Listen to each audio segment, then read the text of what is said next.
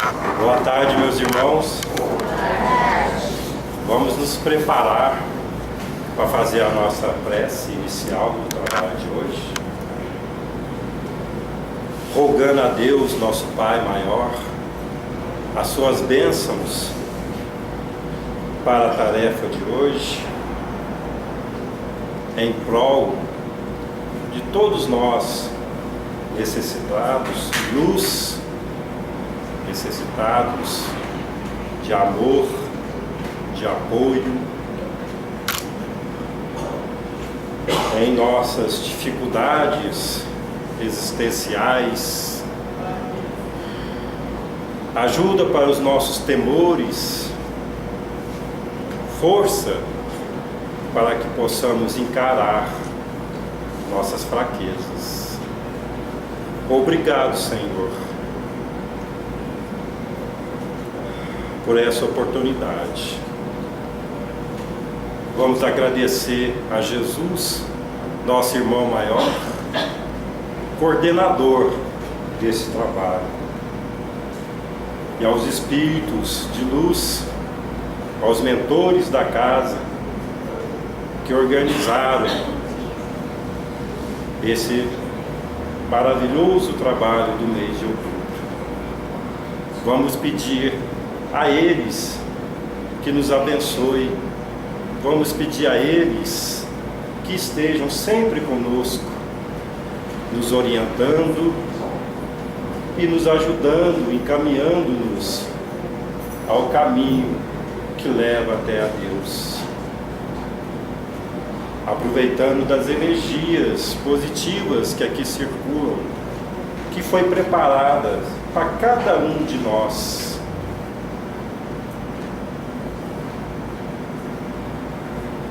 Então, meus irmãos, pedimos ao Pai que essas mesmas energias, no acréscimo da sua bondade, chegue até os nossos familiares, nossos amigos, nossas companhias espirituais que aqui estão conosco, em agradecimento a todas essas bênçãos, para darmos início ao trabalho de hoje.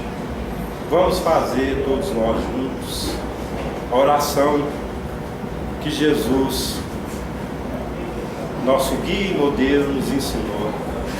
Pai nosso que estais nos céus, santificado seja o vosso nome, venha a nós o vosso reino, seja feita a vossa vontade, assim na terra como nos céus.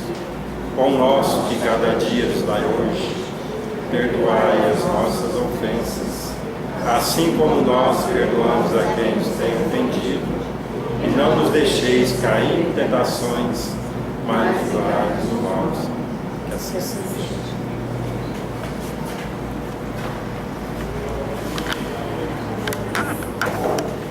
Boa tarde, pessoal. Boa tarde.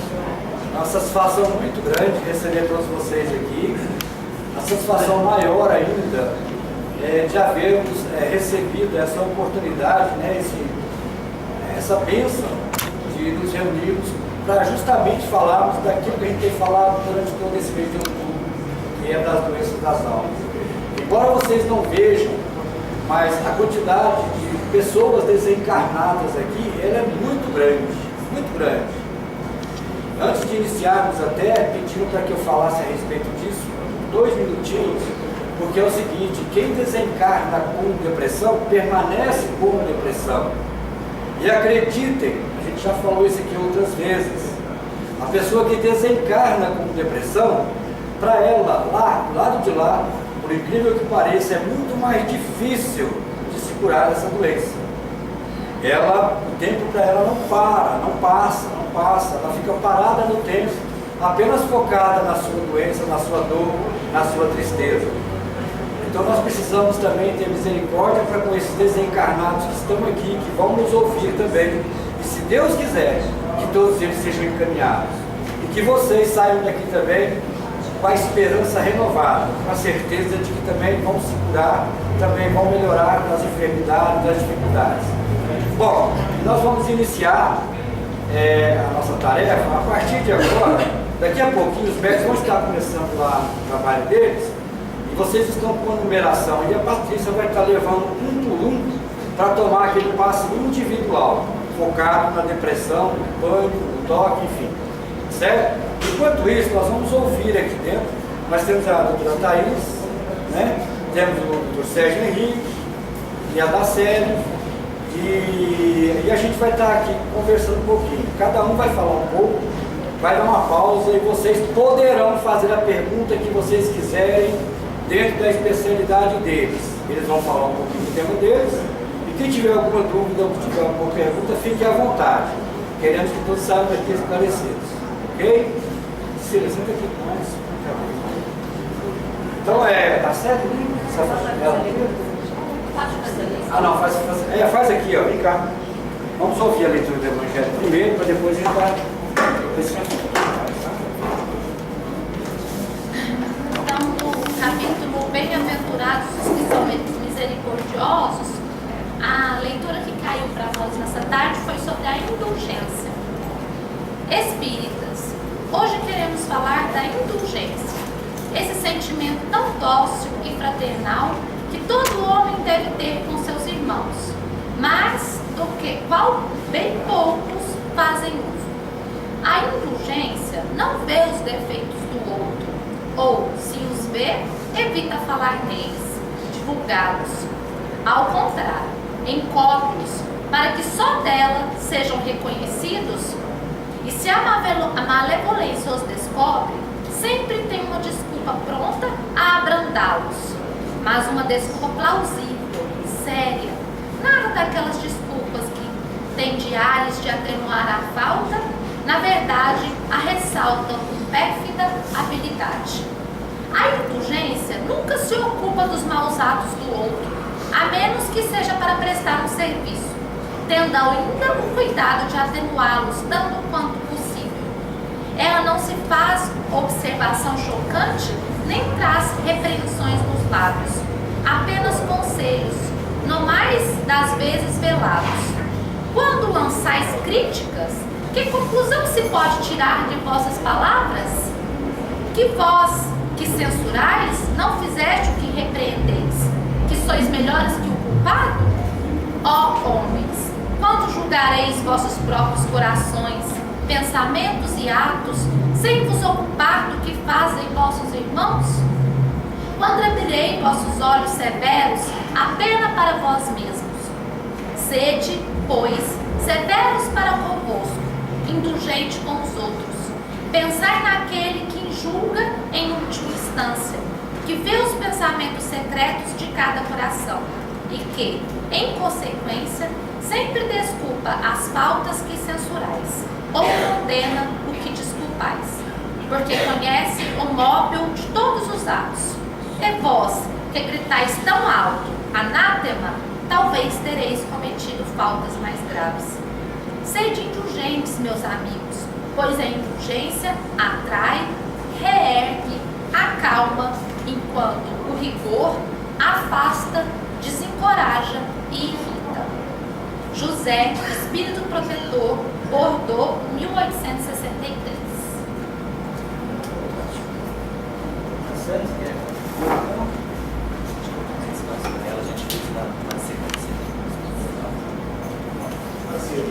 Se apresente, fique à vontade, a casa.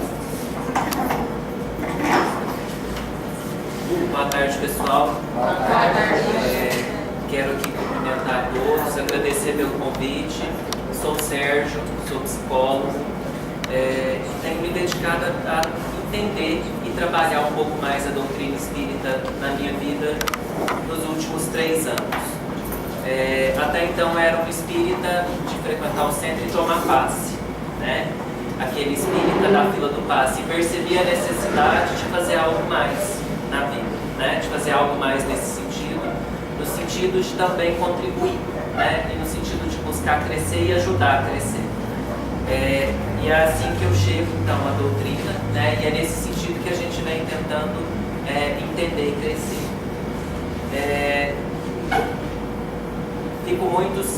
Recebo com contentamento o convite para estar aqui e para olhar essa semana e olhando a proposta, né, o que motiva esse mês todo de trabalho que essa casa oferece, vendo a riqueza que isso é diante da condição em que nós nos encontramos enquanto seres, enquanto sociedade, né? Na condição de adoecimento que a gente vem vivendo, cada qual de nós com a sua carga de sofrimento, com aquilo que consegue ou que não consegue fazer, né? Com a dor, com o sofrimento que vive, né? Então, nesse sentido, a minha fala é mais geral, com uma intenção de acolhimento e reflexão, para que a gente possa pensar aquilo que a gente faz, o que a gente faz com aquilo que dói, com aquilo que incomoda, né? Porque normalmente a dor, que é física, a gente tem medidas objetivas. Toma medicação, faz exame de imagem, faz cirurgia, mas e o sofrimento, que é da alma, que é da mente? O que muitas vezes a gente faz? Ou não faz, né? Muitas vezes a gente não faz porque a gente se defende porque não dá conta ainda e adia. E como um ferimento maltratado, aquilo vai crescendo, vai tomando proporção até o momento em que aquilo nos interdita, se a gente não tiver o cuidado. A dor da alma é assim, né? A dor da mente é assim. E aí a gente de repente fuja disso porque a gente ainda não tenha conseguido construir uma nova cultura de lidar com o sofrimento mental.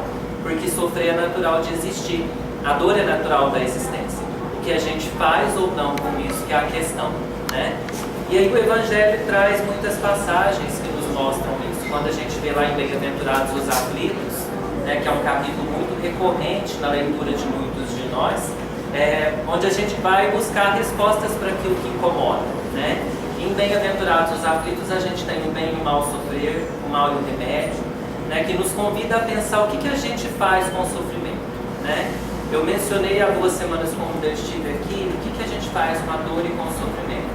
A nossa dor, nosso sofrimento é uma dor pá, né? Aquela dor que nos leva a procurar que a gente começa a acabar e vai aprofundando mais ainda, ou é uma dor mola, um sofrimento mola, que faz a gente encontrar forças para pular daquilo ali e sair, né? E muitas vezes a gente não consegue reconhecer que o problema que a gente vive, que o mal que a gente vive, é exatamente a medida que a gente precisa para entender, se reconciliar consigo mesmo, superar e crescer. E que graças a Deus isso está saindo e não está ficando mais tamponado no nosso perispírito, né? Então, de repente, o que eu quero dizer é da riqueza da gente tentar ressignificar o sentido de dor como oportunidade, não mais como castigo, né? Não como o filho rebelde, revoltado que queixa com o pai o porquê ele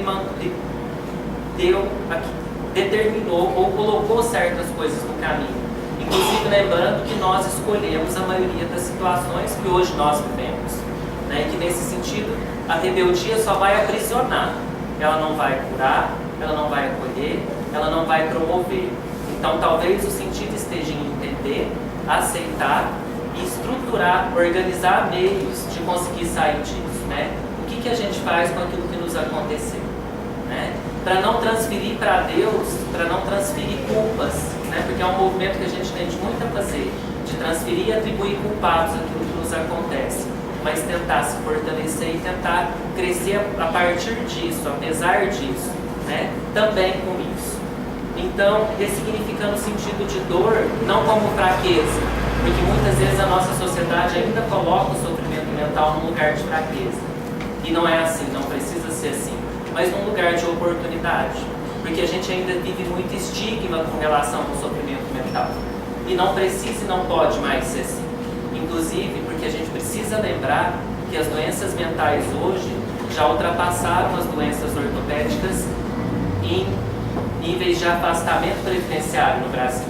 Hoje a gente afasta do trabalho mais por doenças mentais, por depressão, por transtornos de ansiedade e por outras doenças mentais, do que de questões ortopédicas e funcionais, do que problema de coluna, do que LER e DORT. Então isso mostra pra gente que é um fato comum, mas não pode ser naturalizado e banalizado, porque cada um de nós sabe onde a dor toca, né, e sabe das suas necessidades. Então, eu estou fazendo um convite e uma sensibilização para a gente tentar olhar a dor de outro lugar, que não da negação e da transferência, né? Que não da inferioridade, mas como oportunidade. E aí essa dor se manifesta de diversas formas. Nas ansiedades que a gente muitas vezes impulsionado a viver, porque a gente vive num mundo de demandas, onde a gente tem que fazer muitas coisas, dar muitas respostas, e muitas vezes no meio da correria do dia a dia, o nosso eu fica para trás. Vocês já observaram como que a gente tende a se mecanizar na hora que acorda, quando escova o dente sai correndo, a manhã toda de trabalho, ao almoço muitas vezes corrido por 10, 15 minutos, e a correria para levar a criança na escola, para voltar para o trabalho, chegar cansado e querer se jogar no sofá e dormir. E muitas vezes resta muito pouco de nós nessa rotina, né? Então parece que uma outra demanda é a gente se voltar para si mesmo um pouco mais, para se entender e refletir sobre qual a finalidade, qual a intenção com que a gente vive, porque muitas vezes a gente está vivendo de automático, né? E a intenção que vai determinar a qualidade, o resultado daquilo que a gente faz. Só que muitas vezes a gente não para para pensar nisso, né? Para que assim a gente consiga crescer e consiga produzir bem em nós, por nós, através de nós e entre nós. Porque a gente não vai conseguir também estar bem em um meio onde haja desarmonia, né? Para que então, se superando, a gente seja veículo de multiplicação de bem e de paz no meio que a gente está, né?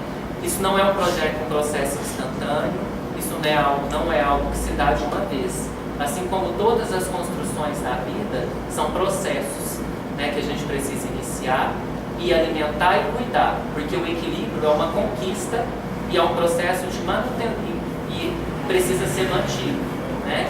E aí a gente precisa pensar sobre como se dão os processos na nossa vida, né? Eu uso sempre um exemplo bem simples e até meio banal, de quando a gente planta um caroço de manga para ter uma mangueira frondosa e cheia de frutos, como a época em que nós estamos hoje.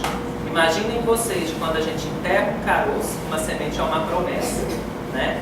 E quando aquilo ali solta uma haste fina, que daí muitos anos vai virar uma árvore frondosa e grandiosa, com milhares de frutos que cada um pode gerar outra árvore, né?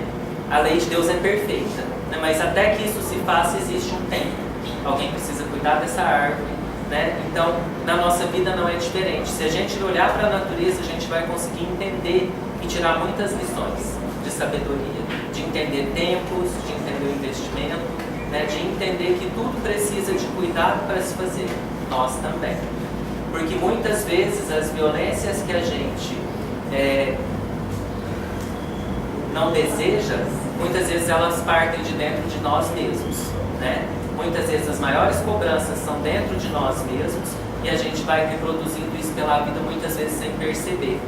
Então talvez a gente precise começar a praticar a gentileza conosco mesmos para espalhar isso para o mundo, né? E lembrar que esse planeta não vai conseguir sair desse lugar de prova e expiação que hoje está se movimentando, graças a Deus, enquanto houver desequilíbrio, né? Que a gente depende uns dos outros, que a lei de sociedade não está na nossa vida por um acaso, que a gente tem nela o desafio de superar a nossa animalidade, a nossa impulsividade, a nossa instintividade, para conseguir enxergar no outro um semelhante.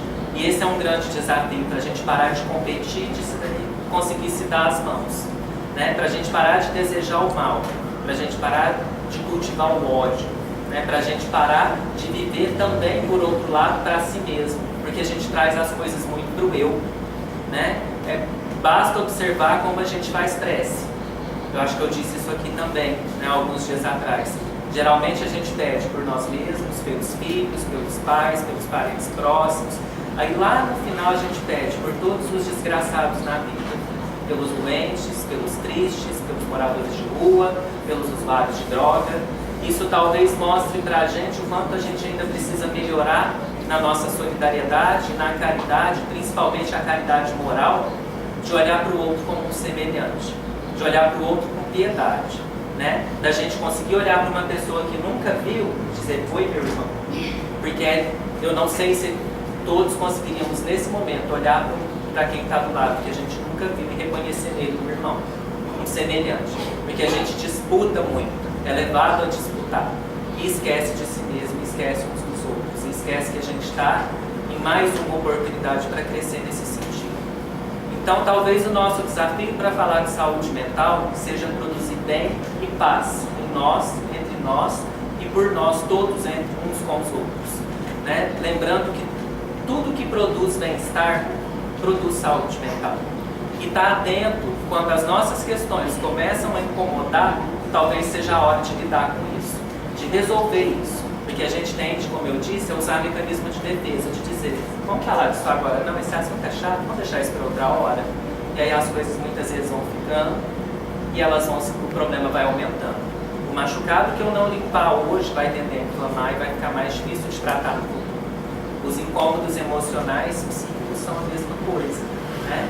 Então que a gente possa aproveitar os sinais e aproveitar as oportunidades e cuidar disso, para que a gente tenha plenitude ao viver, para que a gente possa mais viver e menos sobreviver, que é uma outra questão. Se a gente não tiver cuidado, a gente tende a suportar a vida e não viver a vida. Vocês já viram isso? A gente começa a semana esperando o final de semana, começa a segunda esperando o sábado e o domingo, né? Alguma coisa está errada nisso, porque essa não é a intenção, né? E quando a gente escuta no Evangelho, sois deuses, que cada um de nós tem a capacidade de ser Deus em potencial, não é por um acaso, né? Então é um convite a gente a reconhecer, um convite a cada um de nós a reconhecer nossas potencialidades, trabalhá-las e trabalhar as nossas fraquezas também, que são oportunidades, para que a gente pare de repetir fugas, para que a gente pare de repetir clichês mentais, né? Porque muitas vezes a gente está treinado em fugir, está treinado em negar, porque isso é muito forte nas nossas reencarnações sucessivas. Não talvez por isso a gente às vezes tem a sensação de que já viu algo, de que já fez algo que a gente nunca fez, né? Parece que já conhece pessoa, conhece lugar, conhece momento, porque de repente a gente já repetiu muito isso. São os nossos egos, são os nossos eus de outras vidas que de repente encontram uma brechinha, escapam e se reeditam com essa vivência. Então, todos nós somos antigos, vindos de muitas experiências.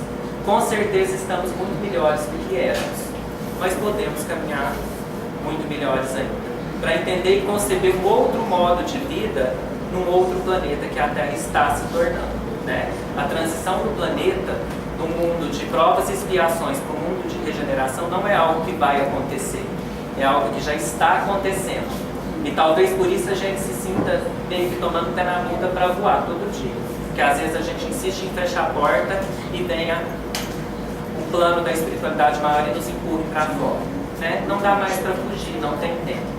E que a gente possa então aproveitar com gentileza com a gente mesmo, com responsabilidade, com disciplina, né? E construir as oportunidades que a gente precisa. Deus, como Pai bom, Ele não pode fazer tudo por nós. O Pai que faz tudo pelo Filho está tirando dele a capacidade de crescer, de aprender e de se desenvolver. Então Deus nos dá as possibilidades, Ele nos abre o caminho, mas a caminhada é de cada um, né? Que a gente possa então olhar para as nossas dores e fazer delas oportunidades. Lembrar que a gente nem sempre vai conseguir, mas a gente precisa iniciar. A força é adquirida ao longo do tempo, né? Se a gente cansar, descansar, não desistir. E seguir, acreditando que tudo vale a pena, revisando quais são os verbos e as intenções que regem a nossa vida.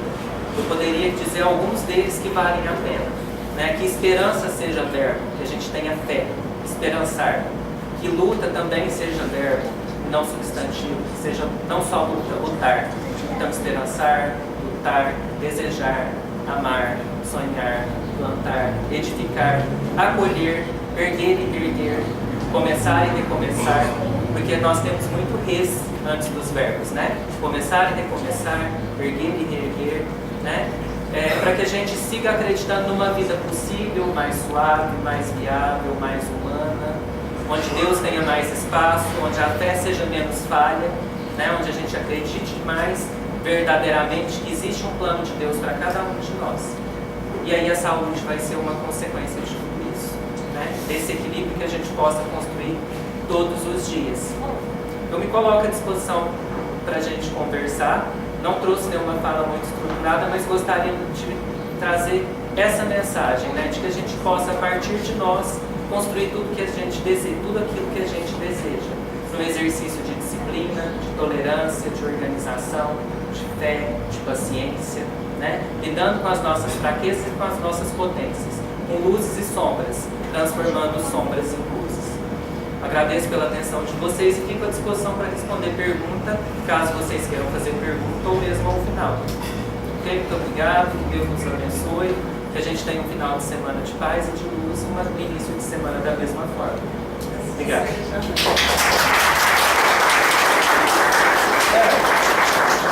Vou fazer uma pergunta para ele, pessoal. Eu já estou doente há algum tempo, tomo remédio, com depressão. De imediato, o que eu posso fazer na sua visão para me melhorar?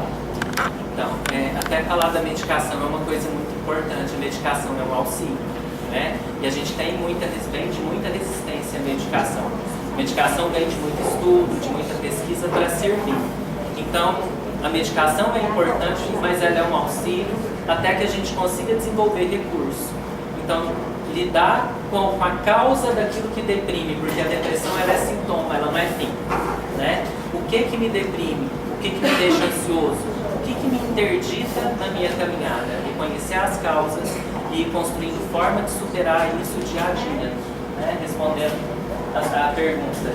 E construindo formas de enfrentar e formas de se fortalecer psiquicamente. A gente constrói musculatura emocional assim como constrói para o corpo, né? E aí ninguém tem músculo forte de um dia para o outro. A gente chega na academia e vai botando um pouquinho mais de peso todo dia, gradativamente. Emocionalmente também é assim, né? Então a gente precisa ir trabalhando isso e se permitindo construir esse recurso para poder superar aquilo que limita, né? Pensando que a medicação é auxílio, mas a gente precisa se envolver nessa superação também. Eu não sei se responde a pergunta. Eu acho interessante o que você falou a respeito da gente acordar e aquele negócio muito mecânico, né? A gente às vezes não percebe o que está fazendo, falando com os filhos e vai fazendo e vai atropelando tudo, né? E isso me fez pensar muito no que eu tenho feito com o meu filho. Ele tem apenas 4 anos, né?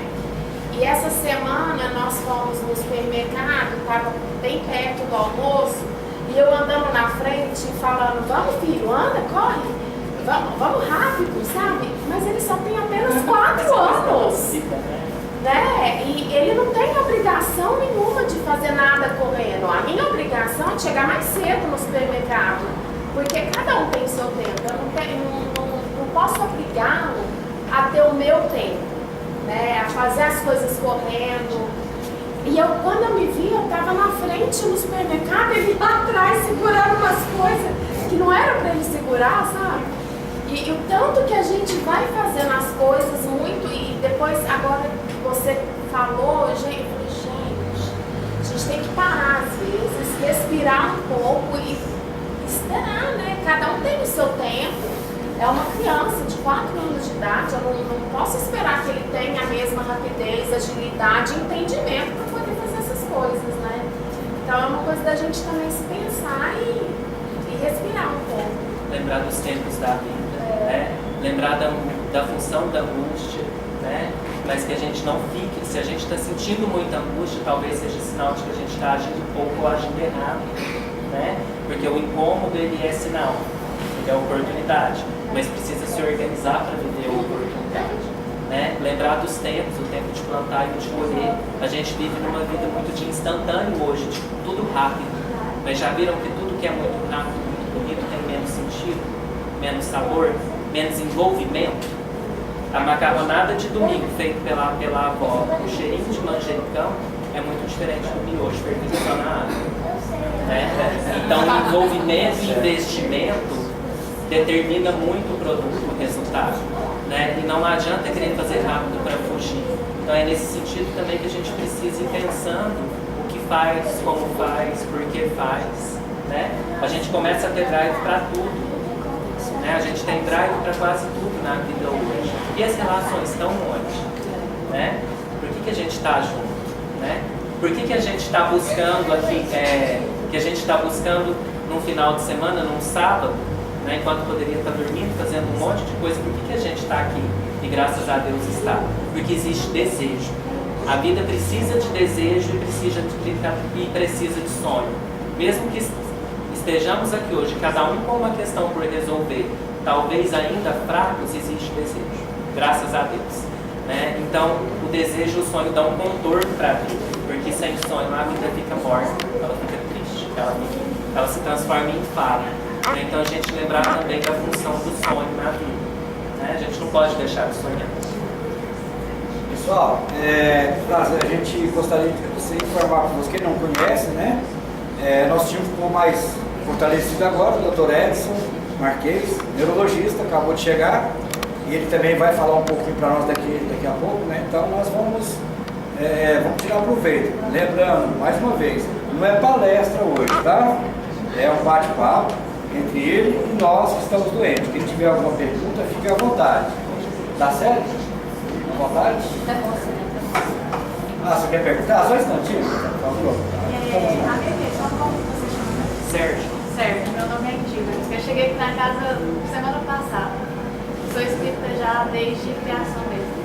E eu sempre tive problema na escola, assim como milhares de outros alunos. E fui diagnosticada erroneamente com TDAH, não resolveu, tomei Ritalina muito tempo, não resolveu. Fui no neurologista, o neurologista passou um que chamava Concerto e não consertou.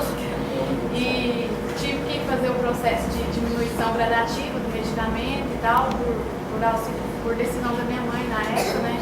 E hoje eu não faço nenhum uso de medicamento, mas eu fui diagnosticada, acredito eu, que assertivamente com transtorno de ansiedade e transtorno de humor. E a minha maior dificuldade hoje é saber controlar o meu instinto. Vou te dar um exemplo que aconteceu recentemente comigo. Quando eu me vejo numa situação onde o que é falado, eu não consigo entender aquilo, eu não consigo aceitar a atitude de um outro ser que vai ter consequência comigo mesmo, eu fico assim, de uma forma que eu não me reconheço. Literalmente assim, eu não me reconheço. E aí eu começo a me bater, a me machucar mesmo, a me arranhar. E assim, eu não sei como que eu melhoro essa parte, entende? Alguns falam que atividade física seria uma descarga energética que auxiliaria para isso.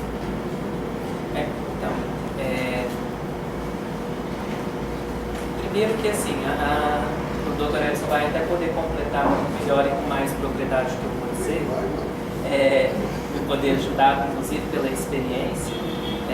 A ansiedade é algo natural, vem da nossa base animal, é um mecanismo de sobrevivência, vem da nossa origem animal, como uma tentativa de sair das situações de perigo, né? Vem da nossa evolução animal ligada às situações de perigo, de ataque e fuga.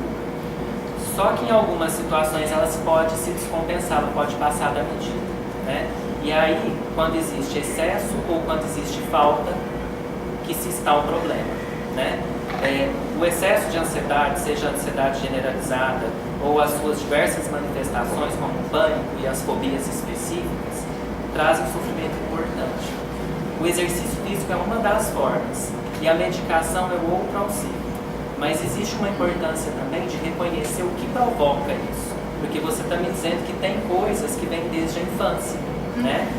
Então existem coisas por entender, por organizar, por resolver há muito tempo, né? Então a medicação é um auxílio, o esporte também, mas entender a causa e traçar estratégias de percepção disso, quando começa a incomodar, eu consegui perceber, porque muitas vezes eu percebo tardiamente e quando eu vejo aquilo já está enorme. Então, conseguir perceber os primeiros sinais. E aí existem várias formas de você perceber e lidar e de lidar com isso, né? Inclusive, técnicas de respiração e de dessensibilização desse comportamento, né? Então, exercício físico, medicação, terapia, são vários recursos. E um recurso importante que o Espiritismo traz para a gente tirar um pouco as coisas que nos acontecem do eu. Do nosso eu, porque a gente tem uma tendência, que é ainda da nossa necessidade de evoluir, de centrar tudo no eu, e aí a gente atrai peso, porque se eu trago tudo para mim, isso não é uma crítica, é só uma observação, né? Às vezes eu me sinto muito importante, me vejo muito importante sem perceber, e aí eu trago tudo como se fosse meu, e aí vai ficando pesado demais, né? A gente vai atraindo peso demais. Então, perceber que de repente aquilo que o outro faz não é para mim, ele está muitas vezes falando dele próprio, ele está projetando o conteúdo dele no meio, né? E tentando perceber isso nas relações para tirar esse peso, para as relações não ficarem violentas, né? Senão as relações tendem a ficar violentas, se existe projeção de muito conteúdo agressivo, para poder suavizar, né? Leveza, parece que a palavra de ordem hoje é equilíbrio e leveza, né? Está muito denso. Eu não sei se eu te contribuí com você.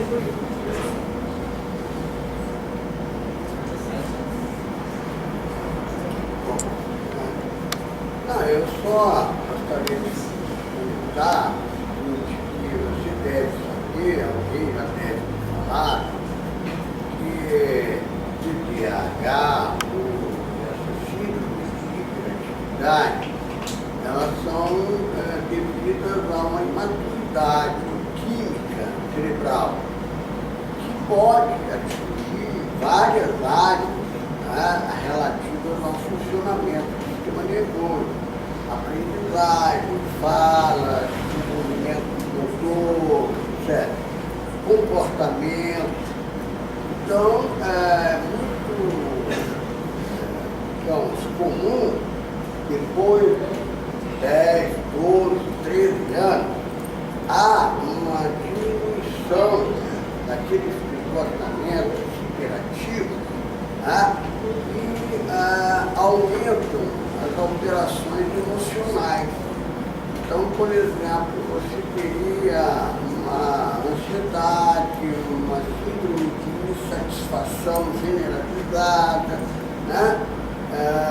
Que às vezes começam a receber rótulos psiquiátricos, né? Transtorno de personalidade disso, daquilo, borderline, esquizotímica, etc. Eu sou um pouco contra, mas eu não sou psiquiatra, né? Eu tenho realmente uma formação neurológica. Então eu acho que como se deve abordar, que foi o seu foco, né? A sua pergunta, como se deve tratar isso, né? Que você se livra disso.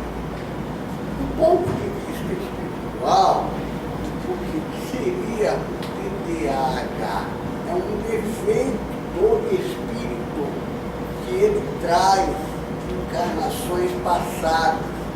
Defeito esse, um orgulho, uma vaidade exacerbada. Então, pensa nisso na hora de você tentar arrumar as coisas para você ser melhor. Tá? Então, eu acho que a obrigação de todos nós desenvolvermos a reforma íntima. É muito difícil, porque a reforma íntima mexe com os nossos valores que nós trazemos desde antanhos, né? Desde encarnações passadas, nossos épocos passados. Então é muito difícil, mas centraliza nisso, veja o que é que você tem, o que todos nós temos, né? De orgulho exacerbado, vaidade, de necessidade de ser extremamente preciso, né? E também de ser melhor. Tá? Isso realmente acaba gerando um comportamento típico. Você não aceita, você se inquieta com o menor erro do outro, você quer que as coisas sejam do seu modo, né? Você diz não a quase tudo que te é oferecido, que é próprio do TDAH, mas o que acontece? O espírito traz um defeito, tá? Que deve ser corrigido na medida que ele assume isso. A primeira coisa para você consertar os seus valores é você assumir que você está fazendo as coisas de uma maneira que não são corretas, que não estão de acordo com a lei divina. Mais ou menos. Falar para o senhor que eu lido com uma depressão de mais de 15 anos. E eu não consigo parar com remédio. Eu já fui feita tabela, já deixei esse médico, já deixou assim, etapas sem remédio. quase enlouqueço. Aí eu entro numa depressão daquelas mais profundas. Eu queria me ver livre de ficar sem remédio, mas não consigo. Eu muita tristeza.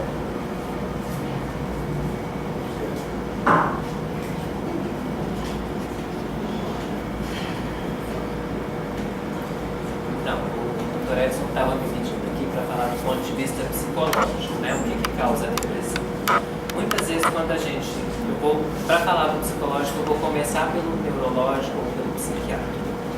Muitas vezes o que provoca a depressão pode ser um desequilíbrio neuroquímico no órgão do cérebro. Aí a gente medica o sintoma para compensar isso, reposaminas, né? Só que muitas vezes a depressão ela não tem uma causa orgânica, ela tem uma causa emocional, uma causa psíquica, né? Muitas perdas. Mal às vezes aceitas, mal elaboradas, Nossa. né? Então, o que eu acho, o que eu estou entendendo que a senhora está me dizendo? A gente vai seguir ganhando e perdendo pela vida, né? A gente perde de um lado e ganha pelo outro, mas a gente ainda traz na nossa memória espiritual um egoísmo de querer tudo, né? De não querer perder, de não conseguir desapegar, do orgulho, de não aceitar, né? E isso paralisa o nosso crescimento muitas vezes. Então a gente se apega também à dor se não tiver cuidado, né? Então o que parece que é a causa da depressão da senhora, pelo que a senhora está dizendo, é não conseguir se livrar das situações de dor que aconteceram e carregar e passar carregando essas dores. Por isso, a medicação não consegue ficar sem a medicação, porque a medicação vai e tampona isso, segura isso. Mas a hora que tira a medicação, isso está aí de novo.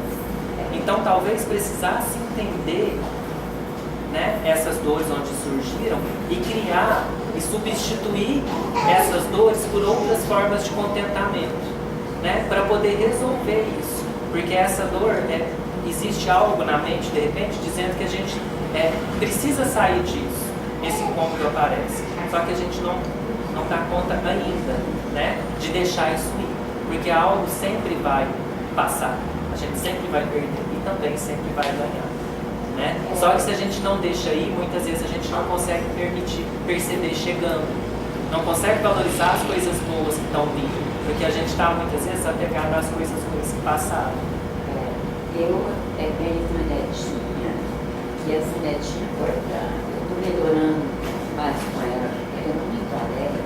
O amor substitui o espaço ocupado pela dor. Triste, ela já com aquele sorriso, eu já consigo. De repente, ir desapegando da dor e esquecendo a dor e percebendo as formas de amor que estão ali, né? Porque as coisas boas estão chegando, para deixar as coisas ruins irem. Porque é meio que como segurar a brasa acesa na mão.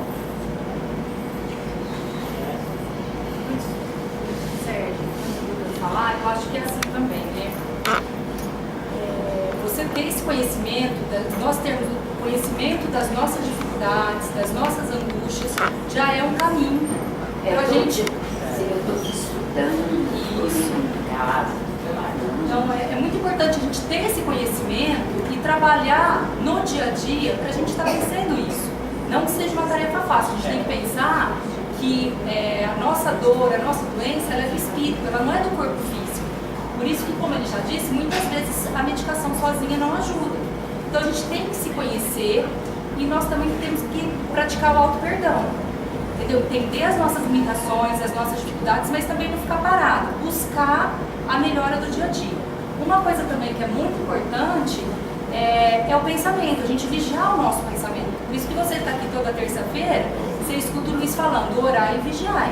Então é a gente acordar pensando em coisas boas, agradecendo a Deus, por mais que tenha sido difícil o dia anterior, agradecer a Deus pelas oportunidades que a gente tem, né, pela saúde que a gente tem, mesmo que esteja passando um momento, né, tão bem, para a gente tentar ir mudando o nosso padrão vibratório.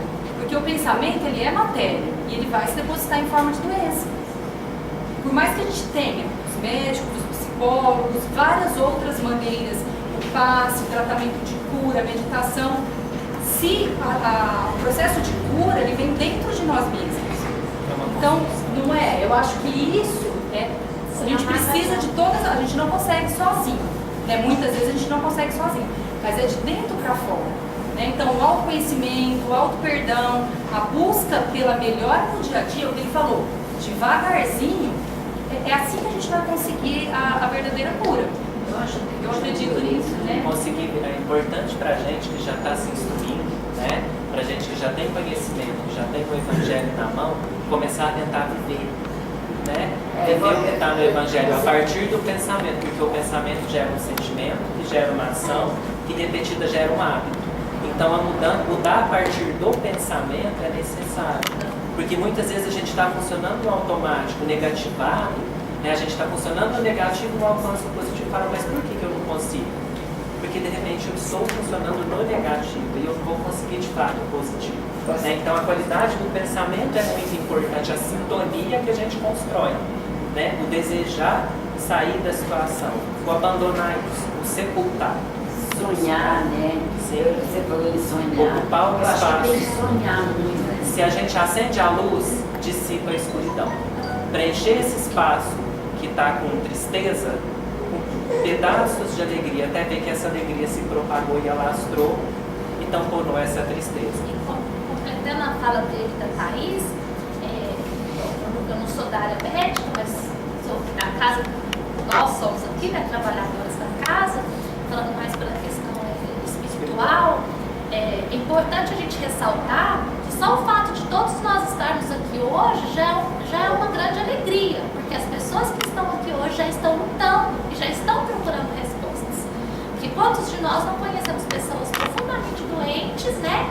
E sabemos o quanto precisavam escutar um pouco do esclarecimento do Evangelho de Jesus acerca de suas doenças morais, que todos nós somos sofredores, todos nós temos as nossas doenças morais, por isso estamos aqui reencarnados juntos, porque somos semelhantes sim. E pelo fato de nós já termos forças de já estarmos aqui, né? Pedido de palavra a você, que está aqui há pouco tempo com a gente, nós já somos sim vencedores. E eu faço o convite que você esteja com a gente todas as terças, porque eu não cheguei aqui muito diferente de você. Eu já estou aqui na casa vai fazer 9 anos. E eu cheguei muito fragilizada. Às vezes, nos comentários do Evangelho, eu falo que eu cheguei igual aqueles galinhos de briga, sabe? Faltando uma pena, toda tortinha, sentava lá no canto, ficava com a cabeça encostada na parede e achava que a minha dor era a maior do mundo, que eu não merecia estar passando por aquilo tudo. Então, e foi exatamente escutando todas. Ele falou que a gente espera todos os sábados.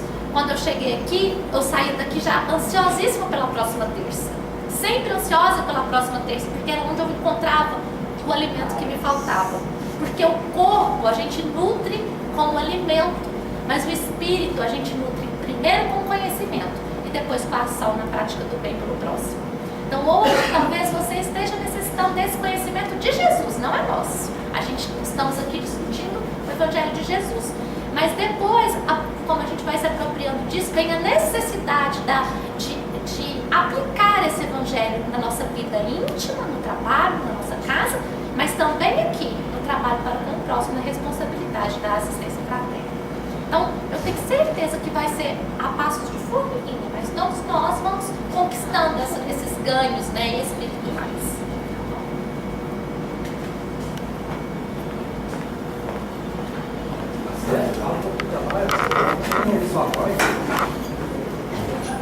Boa tarde a todos. Boa tarde. Eu sou a Ana Célia, eu sou psicóloga. Estive aqui na segunda-feira, dia 22, e com muita alegria estou de volta. Tá certo? Só um instantinho. Vocês vão ouvir, né, gente? Fica atrás, né? Ou não? Chega pra frente. Quer chegar mais pra frente? Pode pegar o microfone? Você já falou, vou apertar de fato. Chega mais pra frente, não é? Dá pra chegar aqui, ó, tem espaço, vocês ouvem melhor. Só um instantinho, tá certo? Porque eu vejo que não tá fazendo assim.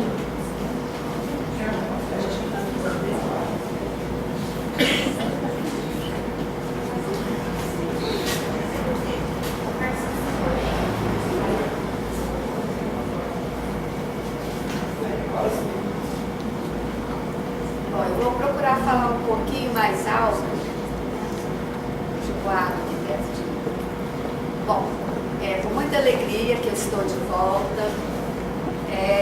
Esse mês todo, esse mês que nós procuramos entender o que é a espiritualidade, a saúde, na nossa visão da doutrina espírita e completando com a nossa experiência profissional. Mas nós temos que falar um pouquinho também da doença, porque a doença ela é justamente a falta do cuidado que nós tivemos em relação àquilo que nós temos de mais importante, uma das coisas mais importantes que é a saúde que nós temos. Então, quando a gente adoece, é porque nós estamos deixando de lado o cuidado que a gente deve ter em relação à nossa saúde. E eu estou dizendo saúde no nível, né, de corpo, no nível social, que a gente tem uma saúde social também. Nós temos uma saúde mental e nós temos uma saúde espiritual. Então, como que nós estamos cuidando dessa saúde para que a gente vai poder minimizar, suavizar essas doenças que estão nos acometendo? Cada vez mais a gente está deixando de lado o Evangelho, né? Muitas vezes a gente tem o Evangelho em casa, mas a gente não abre, a gente não faz o Evangelho em casa, a gente não busca as palestras e as nossas casas espíritas. A gente tem todas as ferramentas e a gente, às vezes, comportamentos que são nossos, às vezes de preguiça, né? De falar, eu deixar para depois, amanhã eu vou, depois eu vou. A gente vai deixando passar as oportunidades. Então, nós temos que pensar muito na nossa saúde enquanto físico, enquanto uma forma intermediária que nós temos que pensar no nosso perispírito, e na nossa forma essencial da saúde, que é a parte do espírito. Porque se é essencial, é porque uma essência está com a gente. E que essência que é essa que nós temos? É a essência divina.